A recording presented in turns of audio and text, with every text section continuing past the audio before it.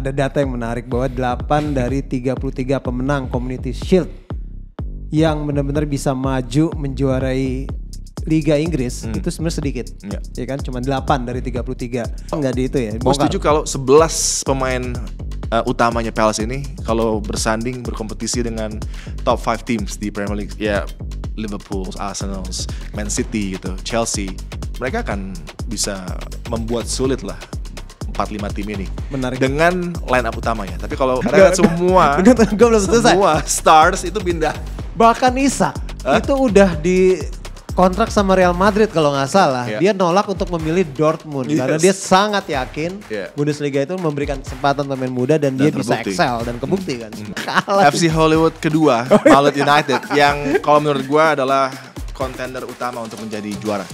Sebelum season dimulai, gue mengatakan dengan pergerakan mereka di window mendatangkan bintang-bintang Persib Bandung, luar biasa lah. Kalau lo bisa menghadirkan Ciro, David da Silva, Franka buat Bali United, walaupun memang masih sampel satu match, cuman emang menarik sih kalau ngelihat persaingan antara Malut Dewa dan juga Persija Persib kalau menurut gue.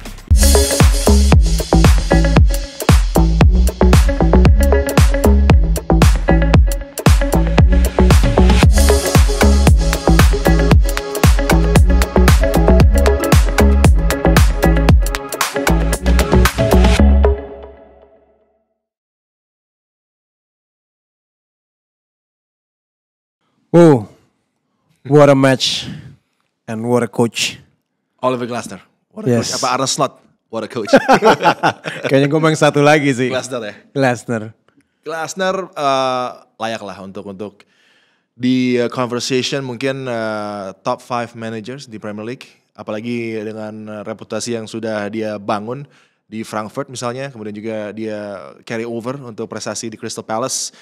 Musim lalu ya, di first half of the season masih belum terlalu impresif setelah tampil memukau juga menuju ke akhir di musim sebelumnya. Dan kemudian ada turnaround luar biasa, Jean-Philippe Mateta berubah menjadi pemain yang begitu spektakuler goal scoring wise, dan dilanjutkan lagi Ismail Sarr juga sama, bintang-bintang yang terus bersinar untuk Palace dengan sistem yang memang sangat nyaman dimainkan para pemain. Munoz menjadi special player dari wingback, kemudian juga Eberechi Eze.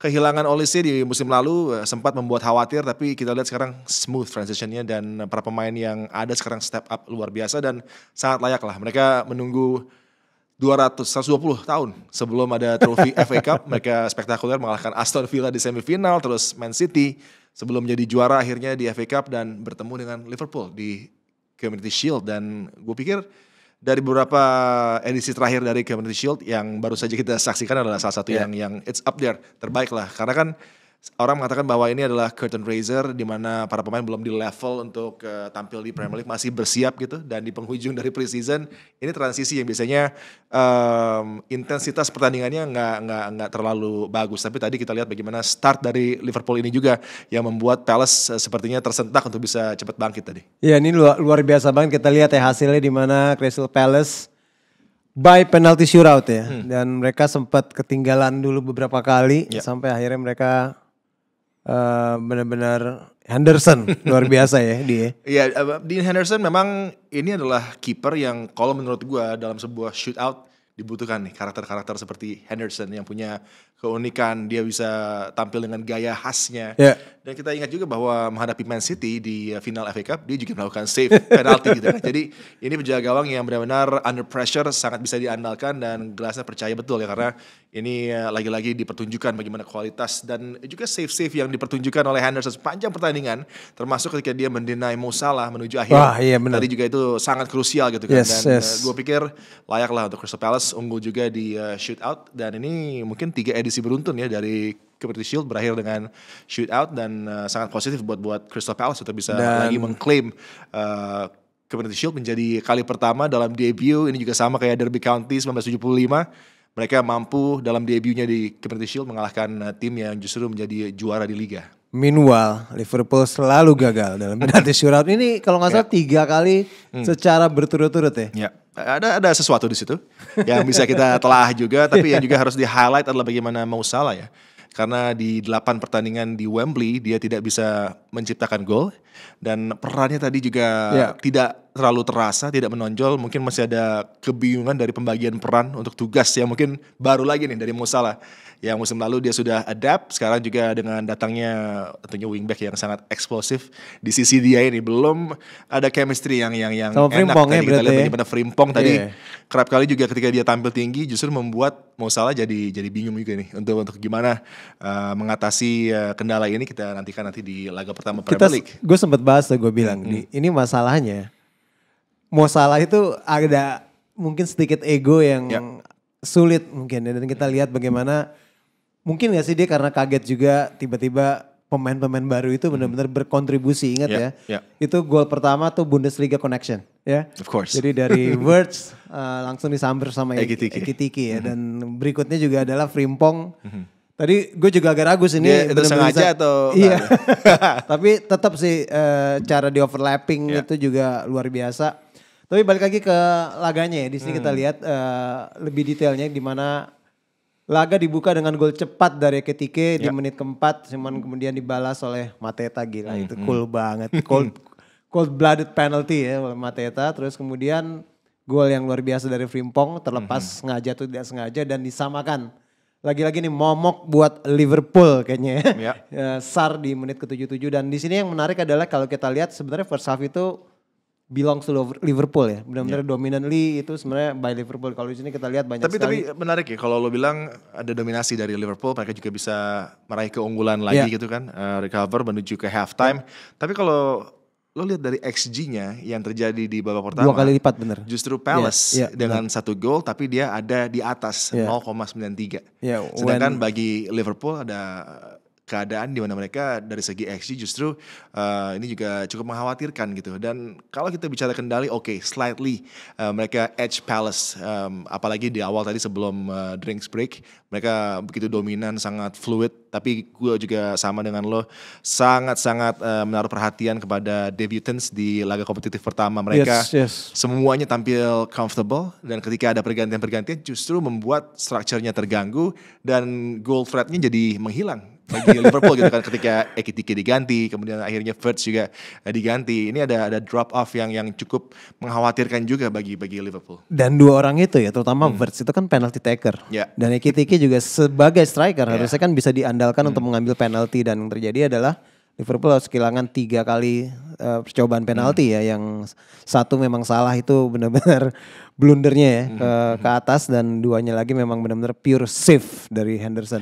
Tapi balik lagi di sini memang gua nggak mencantumkan XG, cuman memang kalau di sini secara overall ini memang Liverpool mungkin di first half persis yang lu bilang, walaupun secara XG jauh lebih gede itu dimiliki oleh Crystal Palace, tapi sebenarnya Crystal Palace agak sedikit struggling ya di awal-awal. Kenapa? Karena memang lapangan tengah itu benar-benar milik Liverpool sih kalau gue bilang. Itu gimana koneksi antara, gue sempat meragukan tadinya Szoboszlai dengan Wirtz, cuman ternyata role itu benar-benar luar biasa. Dan McAllister benar-benar sebagai di playing playmakernya ya, jadi mungkin sebagai pelapis di second half. Dan ini luar biasa sih kalau lihat first half dan juga second half langsung berubah, gimana Crystal Palace akhirnya bisa menemukan gaya bermain mereka. Dan ini gimana menurut lo? Ya menurut gue juga ada ekspektasi dari Glasner dengan dia men-setup back five kan. Ini sudah dia coba menghadapi Augsburg dengan mereka kalah, tapi mereka terus stick to that back five. Dan bagi Lacroix semakin nyaman kita lihat bersama dengan Guéhi. Tapi masalahnya adalah tentunya dengan suara-suara di sekitar Guéhi yang mungkin akan mengarahkan dia justru ke Liverpool sepertinya. Dan ini adalah pemain yang memang masih dibutuhkan oleh Arne Slot. Kalau kita lihat dari preseason hingga ke laga tadi, kendala Liverpool jelas di backline, jelas di transisi, jelas di serangan counter dari lawan yang cepat. Virgil van Dijk, dari gol-gol yang tercipta, 2 kesalahan yang berujung menjadi gol. 1 penalti itu ya.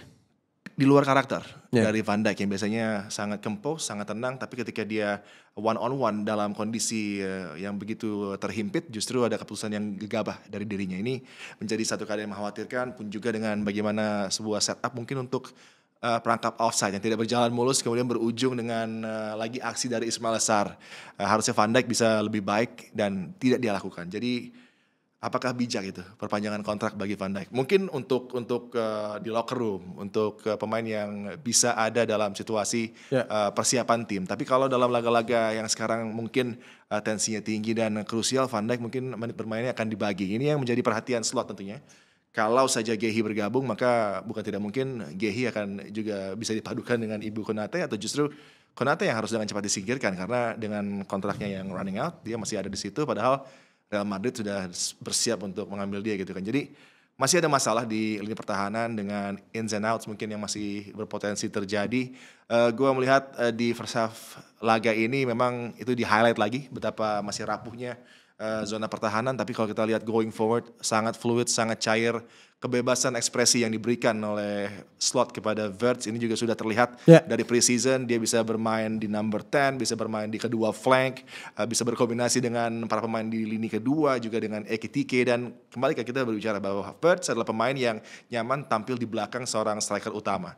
Dan ini tersaji begitu luar biasa, tight spaces, dia sangat nyaman, pengambilan keputusan tidak pernah salah tadi di babak pertama, dan membuat Hugo Ekitike tampaknya begitu menikmati lah apa yang disajikan oleh Wirtz untuk dirinya. Ekitike jadi benar-benar jago banget. Iya, dengan juga gol cepat yang men-set tone dari laga tadi sebenarnya. Benar. Tapi ya itu di press conference Community Shield ini sebenarnya beberapa jurnalis itu sempat menanyakan karena Slot. Ini back to center half discussion ya. Jadi ditanyakan kenapa tidak cepat untuk mengambil center back lah. Dan lu juga barusan kan bahas ya gimana sebenarnya ya Van Dijk itu kan sebenarnya harusnya leader. Cuman memang di umur dia udah 34-35 memang harusnya ada sedikit opsi lah ya. Dan dengan diplomatis sebenarnya Arne Slot mengatakan bahwa jangan lupa masih ada Joe Gomez, dia bilang Konate. Terus cedera juga Joe Gomez. Gua sebenarnya itu masalahnya cedera. Dan ya sangat disayangkan sih sebenarnya memang pembelian yang dilakukan oleh Liverpool kalau memang nggak ditutup dengan pembelian salah satu back yang harusnya menjadi salah satu tandem buat ini ya, buat Van Dijk ya. Dan ini kita juga bisa lihat sebenarnya kalau nggak salah tuh di musim lalu pun Liverpool bukan termasuk dibanding 4 liga terbaik Eropa gitu adalah tim yang paling banyak kebobolannya di.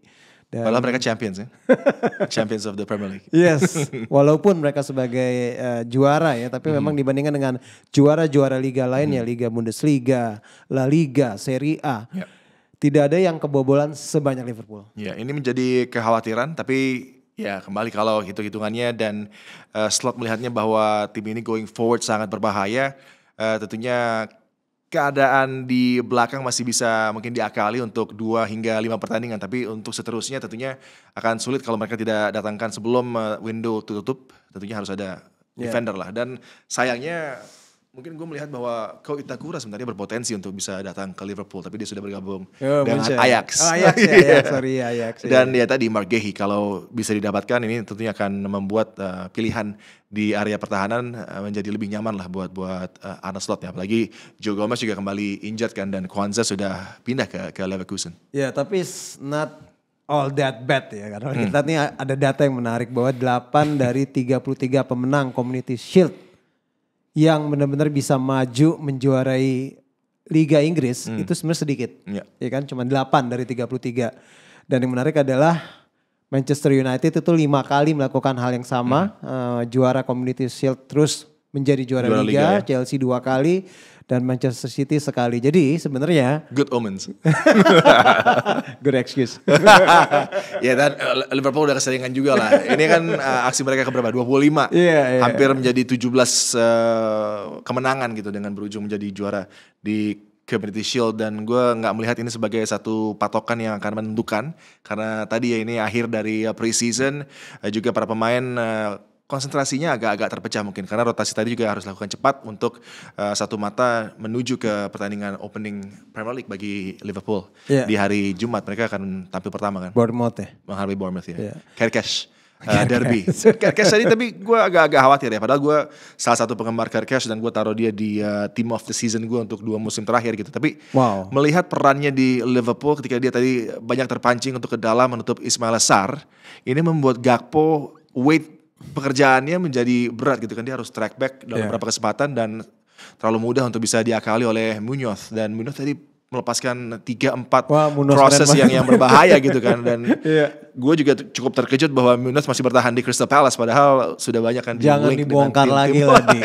Gue malah bisa ngeliat ini tim bisa buat surprises asalkan. Gue setuju. Kalau nggak di itu ya. Gue setuju kalau 11 pemain utamanya Palace ini kalau bersanding berkompetisi dengan top 5 teams di Premier League ya Liverpool, Arsenal, Man City gitu, Chelsea. Mereka akan bisa membuat sulit lah 4-5 tim ini. Menarik. Dengan line up utamanya. Tapi kalau lihat kedalamannya maka akan ada beberapa masalah ini yang membuat Glasner juga harusnya patut komplain ya. Karena dia sudah memberikan hal yang extraordinary untuk roster yang sebenarnya masih belum dalam kondisi terbaik lah kalau dari segi pilihan pemain. Ya, ini menarik. Ini yang tadi lu bilang ya. Sebenarnya di luar kiper ya, istilahnya outfield kan. 17 pemain di luar kiper yang saat ini dimiliki oleh seorang Glasner. Sangat tipis ya, 17 outfield players. Harusnya dalam sebuah season yang panjang harapannya ada roster yang diisi oleh 30-35 pemain gitu. Exactly.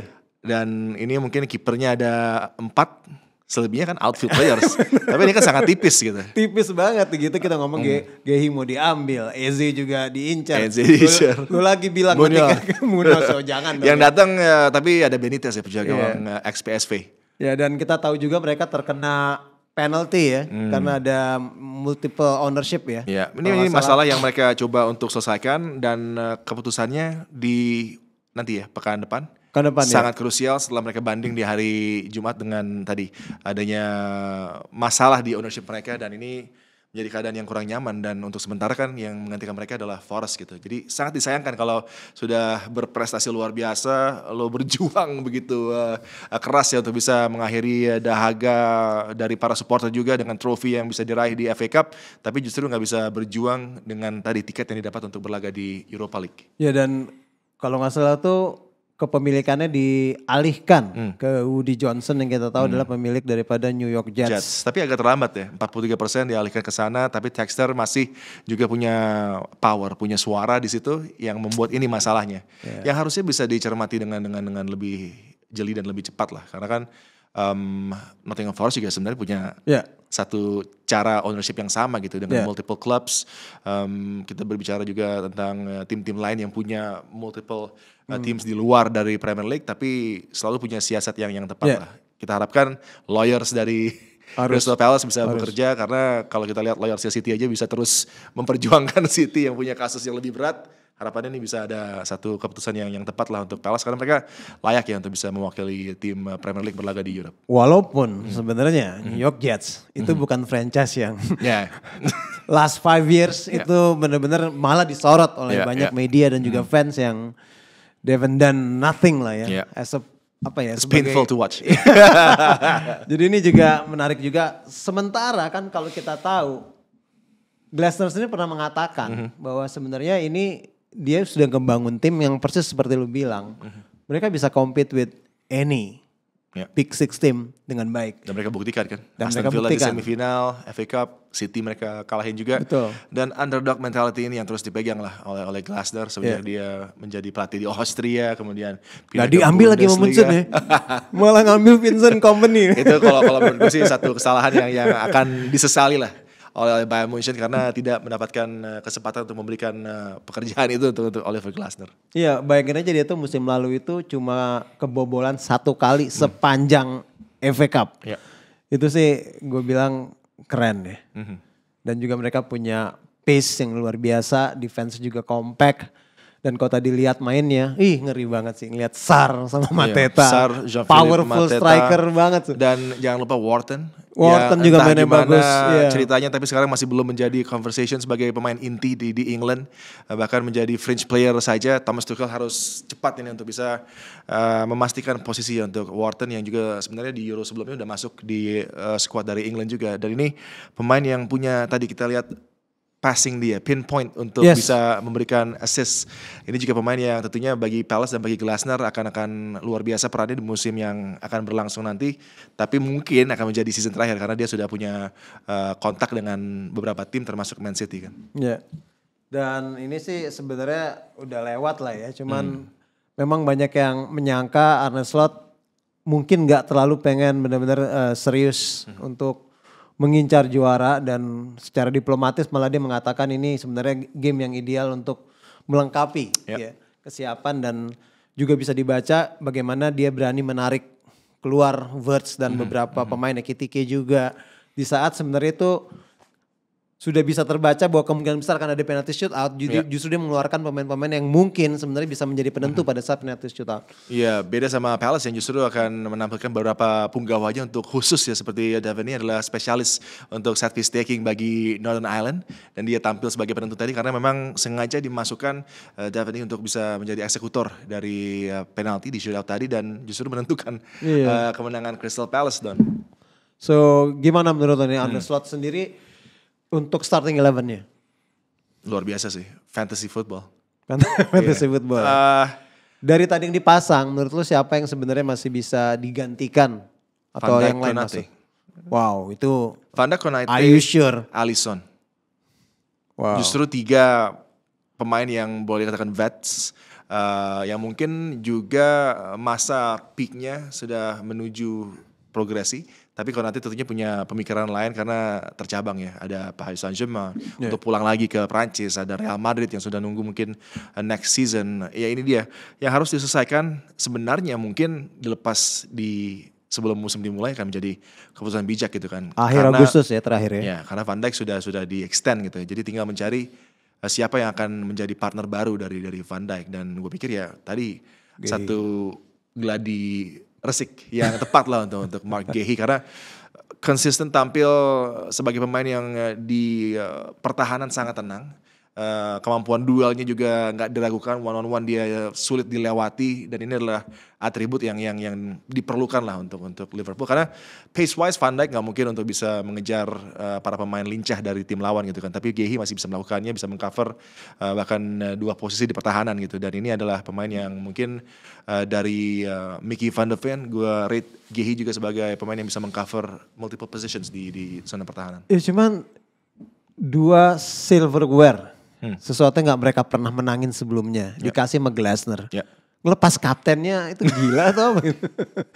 Ya tapi kan Palace dalam gimana ya, situasi yang mungkin ini sudah mereka takutkan terjadi tapi tidak bisa berbuat banyak. Karena kan kalau ada tawaran dari tim seperti Liverpool atau misalnya ada tawaran dari Newcastle bahkan untuk Mark Guéhi, kalau personal term sudah sudah agree, tentunya sulit buat Palace untuk bisa menghentikan keputusan sang pemain gitu kan, karena ya harus diakui marketnya masih niche untuk Crystal Palace, tapi kalau pernah menonton di Selhurst Park, one of the best atmosphere, stadium dengan begitu compact, in your face crowd yang berisik, bahkan suasananya kayak di Italia di Serie A tadi juga dengan flare show mereka di awal laga gitu kan, dan bahkan tadi gue di pertandingan sebelum berlangsung gue bilang juga ada omens bahwa kalau lo pakai jersey utama lo ini akan membuat secara kepercayaan diri ya, ini percaya nggak percaya akan berpengaruh ketimbang lo pakai jersey away lo dan lo belum familiar dengan jersey itu karena warnanya sudah cukup lama dengan dipakai oleh Liverpool juga, warna krim ini kan. Itu juga membuat ada pengaruh dengan sudah biasanya para pemain berlaga dengan jersey utama mereka di lapangan gitu. Iya cuman maksudnya kan sebenarnya ini kayak terulang lagi ya buat Glasner ya. Dimana di awal tuh mereka gak terlalu baik. Tapi mereka menutup musim dengan sangat baik gitu kan. Iya dan terbukti tadi di match tadi kan. Memulai tidak terlalu baik tapi bagaimana lo coba mengakhiri dengan baik dan lo merespons tantangan dengan jawaban yang luar biasa lah semua. Problem solving para pemain di lapangan berjalan mulus gitu kan. Ada keunggulan-keunggulan dari lini serang Liverpool yang memang tidak bisa dicegah, tapi mereka mencegah dari distribusi, mencegah bagaimana kira-kira tidak nyaman tampil. Itu juga menjadi impact yang luar biasa bagi perkembangan penampilan Palace. Tapi jangan lupa juga bahwa Liverpool kehilangan pemain terpenting mereka selama musim lalu, Ryan Gravenberch, yang memang harus menemani istrinya untuk harusnya starting 11 yang ada tuh ya. Dia menemani partnernya karena akan melahirkan gitu kan. Dan ketika kehilangan pemain yang bisa melakukan kendali bola, dia dribble menuju ke sepertiga akhir, kemudian berkoneksi, visinya hilang tadi. McAllister juga coming off the bench, tidak menjadi starter karena masih mengalami cedera yang masih menjadi perhatian juga, dan bahkan banyak error tadi yang dilakukan oleh dirinya. Justru ini membuat ketidaknyamanan tampil di lapangan tengah. Curtis Jones adalah flow controller tapi tidak bisa mengendalikan atau mendikte sebuah pertandingan seperti Ryan Gravenberch. Jadi memang sangat dirindukan lah Gravenberch yang di sistemnya Arne Slot adalah sebenarnya main player. Ya itu kayak Leverkusen kayak Sakanya membuat seorang Versun nyaman gitu kan. Dan tadi sebenarnya McAllister memang di second half nggak terlalu maksimal sih kalau menurut gue. Tapi balik lagi kalau kita ngomongin apa ya Liverpool gitu ya. Apakah mereka masih tetap dua nama kan, nama besar. Satu Gehi, satunya lagi adalah Isak. Apakah ini akan tetap mereka lakukan atau menurut lu this is it? Ini udah cukup sebenarnya. It's more than enough gitu. Ya kalau di window mungkin musim lalu, 2 musim sebelumnya dengan bagaimana dengan cepat ya wrapping up signings yang kalibernya luar biasa, mendapatkan Kerkesh, mendapatkan Frimpong, mendapatkan Wirtz, memang triple digit tapi kita lihatlah outcome-nya di lapangan sensasional. Ugo Ekitike juga sama. Cepat mereka untuk bergerak dan langsung signing, langsung memamerkan jersey Liverpool dan ditampilkan dalam pre-season dan juga tadi bersama-sama mereka dalam satu laga kompetitif pertama official dan luar biasa gitu menurut gue. Ini merupakan rangkaian dari ambisi untuk bisa mendominasi Premier League. Karena targetnya tidak hanya menjadi juara kemarin tapi mempertahankan kemudian menjadi juara lagi back to back. Itu adalah targetnya dan sangat memungkinkan dengan apa yang sudah diberikan manajemen dengan funds yang available apalagi juga dengan melepas 4 pemain penting juga bagi mereka termasuk Luis Diaz ini juga nggak murah diambil oleh FC Bayern Munchen dan yang datang adalah 4 punggawa sensasional melakukan debut tadi. Kalau Alexander Isak masuk walaupun menurut gua main guy dalam diri Ekitike di lini serang itu udah cukup. Udah cukup sih kalau menurut gua benar. Penampilan dia tadi kita lihat kan dia bisa mendominasi sebagai center forward murni, dia bisa turun ke belakang, bergerak ke flanks, berkombinasi dengan para pemain di lini kedua, tapi juga ketika berduel terisolasi dia bagus banget. Close controlnya dengan gue selalu teringat dengan Wembanyama. Tapi ini ada di lapangan bola dengan postur dia ini alien. Touch-nya sangat halus gitu kan dan tadi bagaimana dia men-setup dirinya untuk mencetak gol dengan curve yang memang sangat terukur. Inilah alien yang berbahaya dan kalau ada Isak tentunya apakah Ugo Ekitike akan nyaman playing second fiddle kepada Isak yang mungkin akan mendapatkan porsi starter misalnya. Apakah Slot akan bisa memainkan man management skills-nya untuk bisa menahan ego dari 2 pemain yang punya tentunya prestasi yang gemilang sebelum mereka bergabung dengan Liverpool. Tapi kalau datang Alexander Isak, maka akan saling mengcover. Kalau bisa ada harmonisasi dan pembagian workload yang tepat dari pertandingan yang diberikan kepada Ekitike dan Isak, ini tim yang akan sangat berbahaya. Plus Marc Guéhi. Lu harus kasih kredit sama Bundesliga dong. Iya jelas. Ekitike itu produk Bundesliga dan umurnya sebenarnya kan masih muda. Tapi sayangnya gue selalu berpikir bahwa Bundesliga di musim ini mudah lah untuk Bayern Munchen. Karena kan semua stars itu pindah. Bahkan Isak itu udah di kontrak sama Real Madrid kalau nggak salah. Dia nolak untuk memilih Dortmund karena dia sangat yakin Bundesliga itu memberikan kesempatan pemain muda dan dia bisa excel dan kebukti kan sebenarnya. Ya itulah Bundesliga gitu kan untuk bisa mengexcel karir lo dengan kepercayaan yang diberikan kepada para pemain muda misalnya yang berbeda dengan liga-liga lain dan ini terus menjadi liga yang bisa menghasilkan it's a factory of stars buat European players juga gitu kan dan terlihat dan terbukti gitu dengan tim-tim seperti Borussia Dortmund, Stuttgart tidak pernah ragu, Hoffenheim untuk memainkan para pemain muda. Stuttgart tentunya sekarang memiliki salah satu lagi blue chip yang sudah diincar lagi oleh banyak tim besar gitu kan. Jadi ini keadaan yang mungkin buat Bundesliga mereka nyaman gak nyaman gitu karena bintang-bintang yang masih punya potensi untuk bisa bersinar 3-4 musim tapi sudah akan menghilang. Ini keadaan yang cukup unik lah untuk Bundesliga. Oke, dan sekarang kita kayaknya harus ngomong justru liga kita. Wow, opening match week ya. Match day 1 dari 3-4. BRI Super League. Kemarin itu total ada 9 laga ya. Dan 1 laga itu Arema lawan PSBS Biak. Saat kita recording ini belum berlangsung ya, masih berlangsungnya itu di besok Senin 11 Agustus jam 3:30. Cuman menarik adalah dari 4 laga ya yang dimainkan. Ini ada beberapa kejutan kalau menurut gue ya. Kita mulai dulu bagaimana PSIM Yogyakarta mengalahkan Persebaya, ini luar biasa banget. Salut ya buat PSIM walaupun juga tentunya buat Persebaya ini bukan awal yang baik. Tapi kita lihat bagaimana mereka kemarin menjadi tuan rumah juga sebagai salah satu tempat yang dipilih untuk pembukaan secara resmi ya liga. Juga menarik, dan satu lagi kejutan yang menurut gue mungkin gak kejutan juga ya, karena kan sebenarnya memang mengakhiri musim juga berada di 4 besar. Tapi Malut United mengalahkan Dewa United yang sempat kita bahas. Ini kan FC Hollywoodnya Barry Super League ya. Menghadapi Malut bisa kalah. FC Hollywood kedua, Malut United yang kalau menurut gue adalah kontender utama untuk menjadi juara. Sebelum season dimulai, gue mengatakan dengan pergerakan mereka di window mendatangkan bintang-bintang Persib Bandung, luar biasa lah. Kalau lo bisa menghadirkan Ciro, David da Silva, Del Pino, França juga. Jadi ini adalah roster yang istimewa. Sayuri bersaudara juga masih ada di sana. Sangat menakutkan. Kalau mereka bisa tampil seperti ini di laga tandang secara konsisten, gue bisa menghitung mungkin akan ada double digit away wins yang bisa diraih oleh Malut. Ini akan menjadi kalau udah segitu mah ini bisa, akan menjadi tim yang akan melenggang menuju title. Tinggal bagaimana Dewa United yang spesialis putaran kedua nanti akan memberikan tantangan juga dan tetap dalam perbincangan untuk bisa meramaikan persaingan. Sang juara bertahan yang coba untuk meraih 3 gelar ya, Persib Bandung. Tentunya juga punya ambisi, dan Persija Jakarta di laga yang biasanya selalu tricky buat mereka mampu juga tampil nyaman menghadapi Persita, dan gue melihat ada potensi bagi tim-tim promosi seperti Persijap untuk bisa terus mengejutkan juga ya, karena mereka punya roster yang juga cukup baik.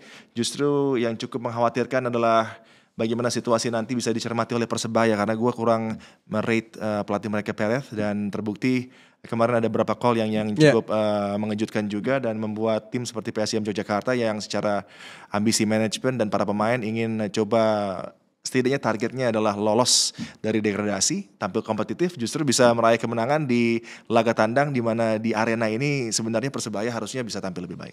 Yang menarik adalah kemenangan Malut United itu diraih oleh satu-satunya pelatih asli Indonesia ya, dibanding dengan semua tim peserta Barry Super League. Dan yang kedua adalah bagaimana PSM itu terkena sanksi ya. Jadi praktis hanya memainkan cuma 2 pemain asing kalau tidak salah, dan dengan rules baru 1197. Gue lihat hampir semua tim mainin sih 7 pemain asingnya. Dan itu juga luar biasa. Dan satu lagi mungkin kalau ada yang pengen gue sorot juga sebenarnya adalah kegagalan Bali United ya. Dan di sini kita lihat bagaimana Persik bahkan sempat mencuri gol terlebih dahulu. Iya, dan Persik juga punya roster yang akan mengganggu ini untuk persaingan di top 8 menurut gue ya. Bali United dengan pergerakan mereka di window, dengan pelatih yang mereka datangkan, ex-Pax Volle, pelatih yang juga sempat hampir membawa Toonstra misalnya ke Bali, tapi justru Toonstra memilih untuk berlaga untuk Sparta Rotterdam yang dihancurkan PSV 2 hari yang lalu. Startnya belum optimal, tapi Bali United lah slow starter ya, sama seperti Dewa. Jadi yang patut diperhatikan adalah nanti di match ke-8 hingga 15 apakah akan ada perkembangan signifikan dari mereka. Persik punya roster yang lagi juga berpotensi. Ini juga menjadi tim yang akan menjadi wild card untuk meramaikan persaingan di top 8. Tapi gue melihat Persis Solo, you can't sleep on Persis Solo untuk musim kali ini, karena mereka juga punya roster yang sangat baik, sangat mumpuni. Walaupun ada kartu merah buat Sho Yamamoto, tapi mereka bisa mempertahankan kemenangan. Adriano Castanera juga menjadi bagian dari lini serang mereka. Dan gue melihat Coach Deru yang bagi Balestier Khalsa sudah memberikan juga aksi yang luar biasa sebagai pelatih di musim lalu di S-League. Dan mereka punya Kodai Tanaka. Ini adalah top scorer dari S-League yang berlaga untuk Balestier juga, dia bawa ke Liga Super Indonesia. Dan apa yang dia sajikan kemarin, penampilan yang sangat komplit dengan assist, dengan gol, debut yang luar biasa bagi Kodai. Dan gue gak nonton penuh tapi gue lihat highlightnya ya, keren. Gue cukup merate pemain yang satu ini cukup tinggi, apalagi juga kita lihat dia punya pace, intelijensia yang sangat tinggi. Ini adalah satu pemain yang worth to keep an eye on, karena rekor golnya ini luar biasa buat Balestier gitu kan, 26 gol yang dia sarangkan di S-League, dengan di Cup Competition dia juga punya 4 gol. Sementara Persib Bojan Hodak dengan mayoritas pemain-pemain baru akhirnya bisa tetap unggul ya 2-0. Walaupun emang gol keduanya itu di akhir-akhir laga dan mengalahkan Semen Padang. Sementara Persija juga menarik ya. Rizky Ridho mencetak gol tuh. Dan Rizky Ridho tetap menjadi pemain yang begitu signifikan lah perannya, leadershipnya dan juga memberikan solidity di area pertahanan. Tapi Persib Bandung sangat ideal. Mereka belum menunjukkan peak performance juga dengan perubahan yang cukup masif ya di lineup utama mereka. Mereka bersiap juga untuk Champions League 2 yang akan berlangsung besok di hari Rabu menghadapi Manila Diggers dengan memulai liga dengan kemenangan, akan coba untuk berlanjut di level Asia. Kita harapkan justru di level Asia ini mereka akan lebih optimal ya, karena di musim lalu terkadang ketika terpecah konsentrasi tampil di weekend kemudian harus travel dan berlaga di negara lain, ini masih menjadi masalah dari segi rotasi dan juga bagaimana para pemain belum bisa dengan baik untuk berlaga di durasi yang sangat-sangat ketat ini schedule-nya. Dan kita mungkin belum bahas juga Borneo ya yang bisa meraih kemenangan, dan Bayangkara yang kembali lagi ke Liga 1 nih atau Super League sekarang, sayangnya harus menderita kekalahan. Dan menarik juga tentunya melihat bagaimana kiprah Arema, dan juga jangan pernah ngeremen juga nih PSBS Biak juga selalu menarik ya dia. Iya, PSBS Biak agak bergejolak juga ya dengan perubahan mungkin dari manajemen. Mereka juga menjadi tim yang mungkin akan cukup kesulitan di awal-awal, tapi kalau ingin membuktikan diri maka para pemain akan step up dan Arema harus waspada ini dengan ancaman dari Biak sepertinya. Borneo startnya juga cukup bagus. Bayangkara punya line up yang juga cukup mengerikan sebagai tim promosi. Mereka mendominasi dan praktis promosi dengan cara yang sangat mudah dari kompetisi kasta kedua, dan ini adalah satu kemenangan yang sangat penting diraih di Segiri bagi Pesut Etam. Walaupun too early to predict ya Di, mungkin as a closing segmen kita ini, menurut lo komposisi 4 teratasnya akan kira-kira diisi oleh tim yang sama walaupun mungkin juaranya bisa aja berbeda atau gimana? Gue masih melihat sebagai challenger utama ya bagi Persib Bandung adalah Malut United. Yes, gue juga ingin mengatakan hal yang sama. Dengan roster yang di musim lalu justru berperan begitu luar biasa demi kejayaan Persib Bandung, sekarang mereka mengenakan jersey merah putih. Yeah.